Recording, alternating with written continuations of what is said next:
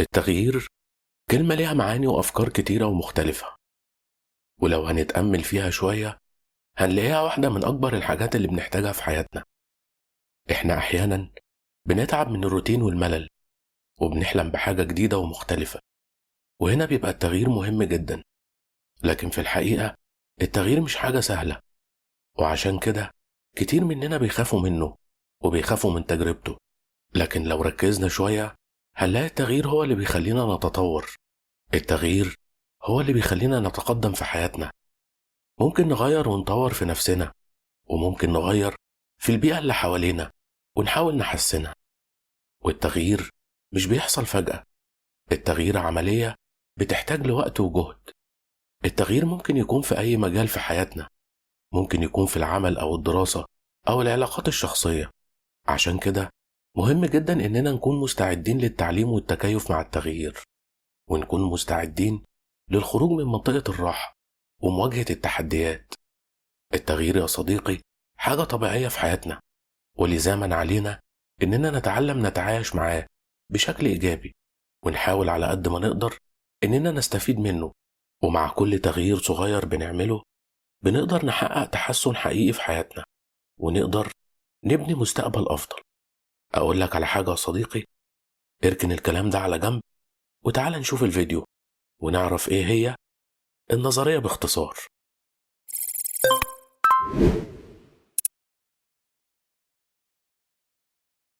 إحنا عشان نطور من نفسنا لازم نتغير للأفضل والأحسن، لكن المشكلة إننا دايما بنتجاهل نفسنا ونحاول نصلح أو ننتقد غيرنا. كلنا بنطالب بالتغيير، لكن معظمنا بيعجز عن تغيير نفسه. كم مرة يا صديقي سمعت واحد وهو بيقول لو كنت وزير أو مسؤول كنت عملت كذا وكذا، في حين إنه مسكين وعاجز حتى عن إدارة بيته أو أبنائه. إحنا في مجتمعنا دايما بنسمع جملة ربنا ما يغير علينا أبدا، وإحنا متناسين حاجة مهمة جدا، إن الاستعداد للتغيير والقبول بالتغيير هما أول مطالب التقدم للانتقال للمستقبل. مش عيب إن أفكارنا تتغير وإن مفاهيمنا تتبدل ونبقى ناس مختلفين. إن الله لا يغير ما بقوم حتى يغيروا ما بأنفسهم. مش عيب يا صديقي إنك تعترف بتغيير آرائك ومواقفك، لأن الأغبياء هما بس اللي ما بيغيروش آرائهم.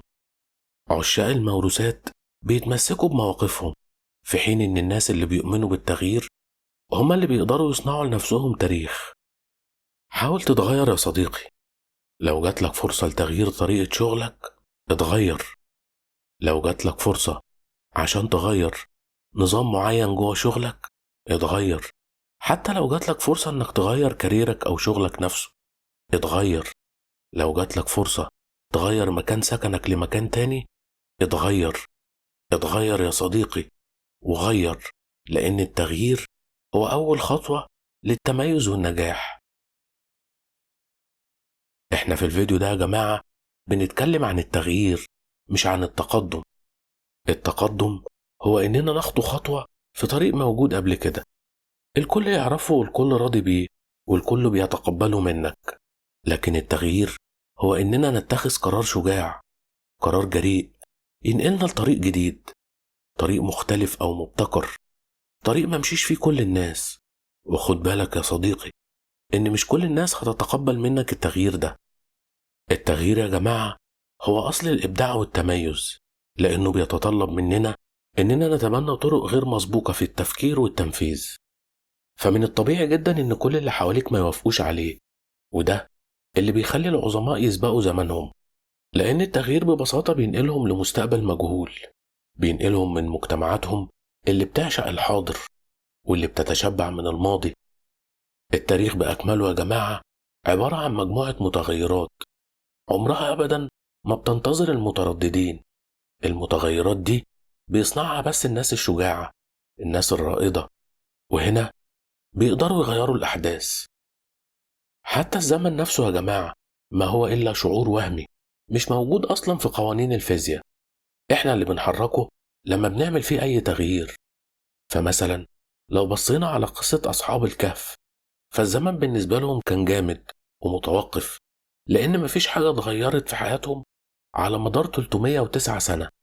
وده بالظبط اللي بيحصل في حياتنا لما ما بيحصلش فيها أي تغيير إيجابي. وزي ما قال الإمام الشافعي كرم الله وجهه: كم مات أقوام وما ماتت مآثرهم، وكم عاش قوم وهم بين الناس أموات. وزي ما التغيير ضروري للفرد، فهو ضروري برضه للمجتمع. صحيح إنه مؤلم وما بيجيش من غير تمن، لكن لو فضلنا واقفين في مكاننا وما بنتحركش هيبقى الموضوع مؤلم قوي، وهينتهي بعواقب وخيمة. في ناس كتير بتعتقد إن الفروق اللي بتميز الأمم المتقدمة عن الأمم المتخلفة هي مجرد فروق في الصناعة أو الاقتصاد أو فروق علمية مثلا، لكن الحقيقة الفروق بينهم هي الفروق الذهنية والفكرية واقتناعهم بمدى جدوى التغيير. حاول تسأل نفسك كده يا صديقي: إيه اللي خلى فيه فرق كبير وشاسع بين كوريا الجنوبية وكوريا الشمالية؟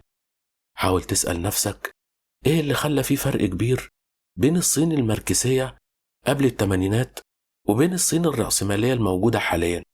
إيه الفرق بين أوروبا اللي خلعت سلطة الكنيسة وخرافات العصور الوسطى عنها وبين العالم العربي اللي لسه بيعاني من الخرافات ومن قيود العصور الوسطى؟ الجواب في كلمتين يا صديقي: هما إرادة التغيير.